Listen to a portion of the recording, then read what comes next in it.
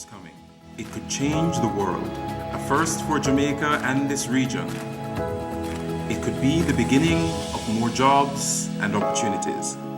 Welcome to Jamaica, host nation. Oh, there you go. And with me now, as you could see, the Honourable Minister of Tourism, Mr. Edmund Bartlett. And this morning is here to talk to us about the partnership of the United Nations, the Government of Jamaica, and the World Bank Group, a conference happening this month under the theme Partnership for Sustainable Tourism, which will focus on jobs and inclusive growth. Morning, sir. Good morning. Welcome to Smile Jamaica. Thank you very much. You heard in that little clip the first this side of the world. Did you organize all of this, sir? Well, I think I had a little bit to do with it. I'm chairman of the executive board of the United Nations World Tourism Organization affiliate members. And this year has been designated the International Year of Sustainable Tourism for Development. Mm-hmm. And within the frame of it, a number of international events were structured. And I had a notion that tourism is driven by small and medium players. But the truth is that the small and medium players are not the main beneficiaries of the fruits of tourism. So we had a discussion as to, okay, how do we focus on that? How do we get a change, a shift in that relationship so that the 80% of tourism, that is the liquor people, begin to benefit a little more? And who are the big players? Who are the people who need to come together to make this happen? So we know the financial institutions, the banks who are not lending to the small people. They're lending for the big projects, they're lending for airports, they're lending for airlines, they're for big hotels and so on. But the guy with the idea, who has a plan to do something, the guy who has a creative genius that is to be tapped, can't get a loan because they don't lend on ideas, they don't lend on creativity. So how do we bring the small players and the big banks together? How do we bring tourism then and finance together? Then we had to look at the question of how do we make tourism sustainable? What do we have to do in terms of the environmental management and protection? How do we deal with building resilience, especially countries like Jamaica that are susceptible to climatic and seismic events? How do we also deal with the question of mega global disruptions that will cause change in your economic situation, such as terrorism and cyber attacks and so on? So all of that has to be brought into some frame. And finally, how do we build the human capital? How do we create the creative and innovative elements of the human mind, and how do we pull that together to make for greater services, for greater production, and also for better experiences that the visitor requires. So all those three key areas are going to be the focus of this meeting in Jamaica.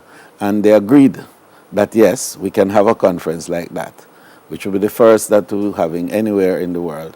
And they said, well, Jamaica, you want to have it? Have it.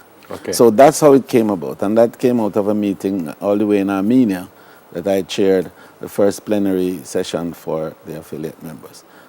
This is not just about Jamaica, though. This is about the region on a whole. No, this is about the world. Yeah.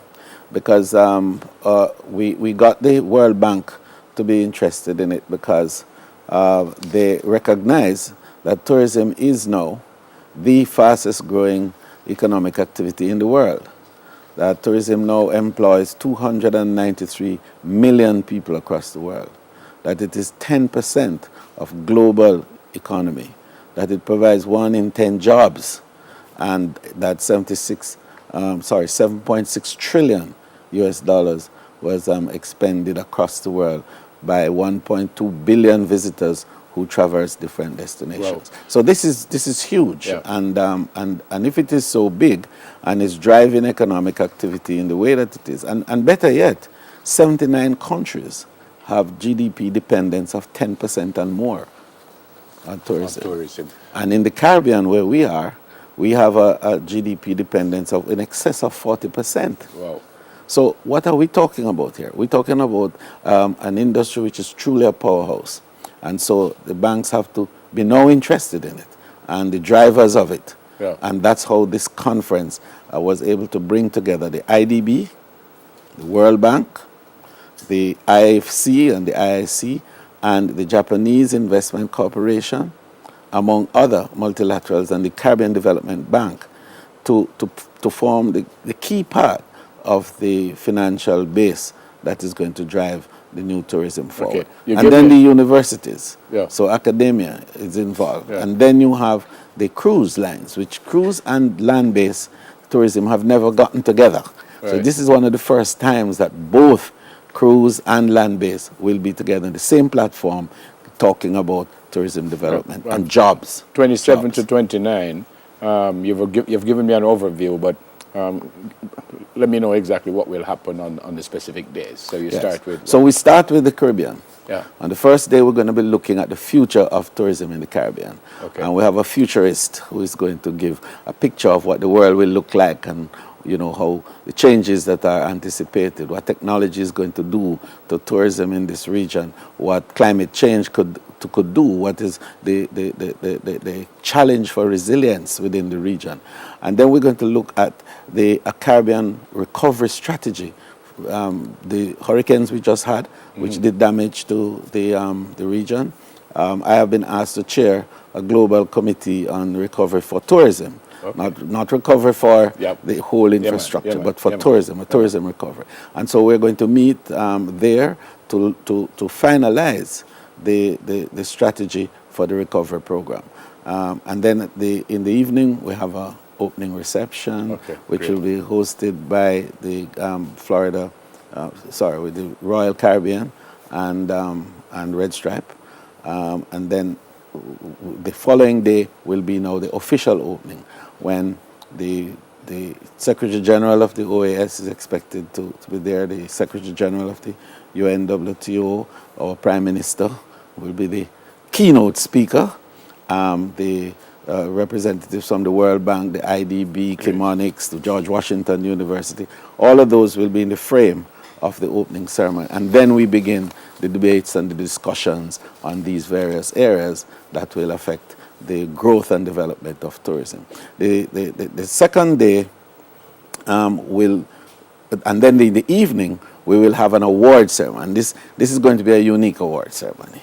We are picking the 3 icons of the Caribbean who have contributed most to global development in tourism. Of the Caribbean? Of the Caribbean, in this case. Nobody else has done, in our view, more for the development of the 3 special segments of tourism than these people. I suspect a Jamaican would be involved in it. One is hotels, Yeah. and the whole hotel brands. And the second is aviation, airlines, and so on. And the third, cruise ships and cruise shipping. So those 3, and I can't tell you who they are at this time, but I can tell you that they almost have picked themselves. Yeah, man. Because these are 3 persons who have incontrovertibly contributed the most to global development of a regional. I suspect I know who one is. We're out of time, so is there a cost? Is the public invited to this? You have to register, and Right. that's a security measure. Right. But in the UN system, we don't charge for registration. Okay. So everybody can register, but everybody may not be, Yeah, man. because the system, Yeah, man. does some monitoring. Good work, sir. Thank you, but I wanted to just quickly tell you that we're going to have also a Smart Destination Expo, where the big names in ICT and the future of tourism and technology will be on show. And then finally, on the 30th, we're going to be having the first ever gastronomy prototype. If you want to call it food prototype, Yeah, but right. it is going to be a gourmet presentation like you've never seen. Where's the event, by the way? And the event is at the Convention Center in Convention Montego Bay. Center. But the gourmet, the food prototype or the gastronomy food prototype will be at Good Hope Great House in Trelawney. Okay. So we are looking forward to a really outstanding 3 days with the big international partners coming together to Jamaica, establishing Jamaica as a center, a global center for meetings and conventions and celebratory activities such as we have it. Thanks for coming, sir. and congrats. The Honourable Minister of Tourism, Mr. Edmund Bartlett, on the UNWTO conference, slated for November 27 to 29 in Montego Bay. We take a break.